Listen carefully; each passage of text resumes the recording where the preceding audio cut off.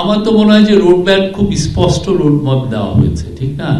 যদি মানে কম রিফর্ম হয় সেক্ষেত্রে মানে আপনি দেখেছেন যে ডিসেম্বরের মধ্যে হতে পারে। উনি একটা আলোকপাত করেছেন, আর এক্সাক্ট ডেট কি এটা তো সত্যিকার অর্থে অনেক ক্ষেত্রে এটা ডিপেন্ড করবে রিফর্মের উপর, বাট উনি একটা মানে টাইম একটা দিয়ে দিয়েছেন। এর চেয়ে অনেক ক্লিয়ার রোডম্যাপ আর কি হতে পারে? আপনি এক্সপেক্ট করতে পারেন যে ইলেকশন হচ্ছে 2026-এর জুনের 30 তারিখের মধ্যে, এটা তো একটা স্পষ্ট তো রোডম্যাপ, ঠিক না?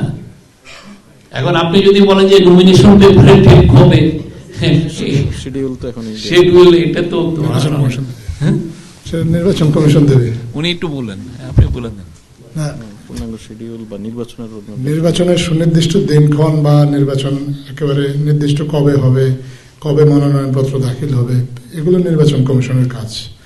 সরকারের কাজ হচ্ছে নির্বাচন কমিশনকে ফ্যাসিলিটেট করা, এবং এই নির্বাচনটা যাতে সুষ্ঠু হয় এটার জন্য প্রয়োজনীয় কিছু সংস্কারের একটা জাতীয় দাবি আছে, রাজনৈতিক দলগুলো থেকে, দেশের মানুষের পক্ষ থেকেও একটা দাবি আছে। এবং আমাদের যে জুলাই বিপ্লব, সেটার স্পিরিটটাও এটা যে আমাদের এর আগে আমাদের যে গণতান্ত্রিক যে প্রতিষ্ঠানগুলোকে পুরোপুরি ধ্বংস করে দেওয়া হয়েছিল, মানুষ দীর্ঘদিন ধরে ভোট দিতে পারেনি।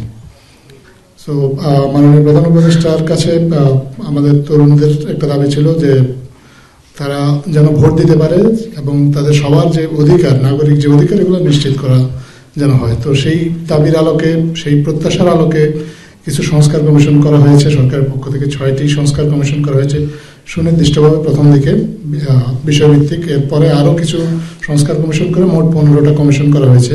এই কমিশনের কয়েকটি কমিশন এর মধ্যে তাদের রিপোর্টও দিয়েছে, এবং বাকিগুলো আমরা আশা করছি যে খুব শিগগিরই সময় মতো রিপোর্টগুলো দিয়ে দেবে। তো এই রিপোর্টের পরে জাতীয় ঐক্যমত্য সৃষ্টির একটা উদ্যোগ নেওয়া হবে, এবং সেই লক্ষ্যে একটা ঐক্যমত্য কমিশন গঠন করারও প্রস্তাব মাননীয় প্রধান উপদেষ্টা ওনার ভাষণে দিয়েছেন, এবং উনি জানিয়েছেন সেই কমিশনটা আসলে কিভাবে কাজ করবে, ওনার নেতৃত্বে কিভাবে এই কমিশন জাতীয় ঐক্যমত্য সৃষ্টি করবে।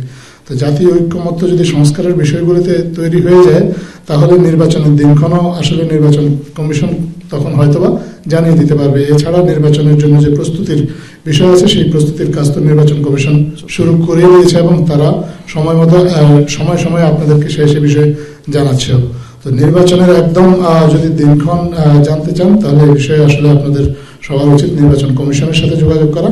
সরকার ব্রডার পার্সপেক্টিভ থেকে নির্বাচনের একটা সম্ভাব্য সময়সীমার কথা বলেছেন, এবং এই সময়সীমার মধ্যে নির্বাচন আয়োজন করতে গেলে যে যে প্রয়োজনীয়তার কথা ইতিমধ্যে আলোচিত হয়েছে বা এখনো আলোচনা হচ্ছে, বা সামনে যে ইস্যুগুলো আসবে সেগুলো নিয়ে যে সরকার কিভাবে কাজ করবে, সেই কাজের একটা রূপরেখা বা একটা কাজের যে পদ্ধতি কি হবে, সেটার একটা আউটলাইন মাননীয় প্রধান উপদেষ্টা তার ভাষণে ইতিমধ্যে ঘোষণা করেছেন। ধন্যবাদ।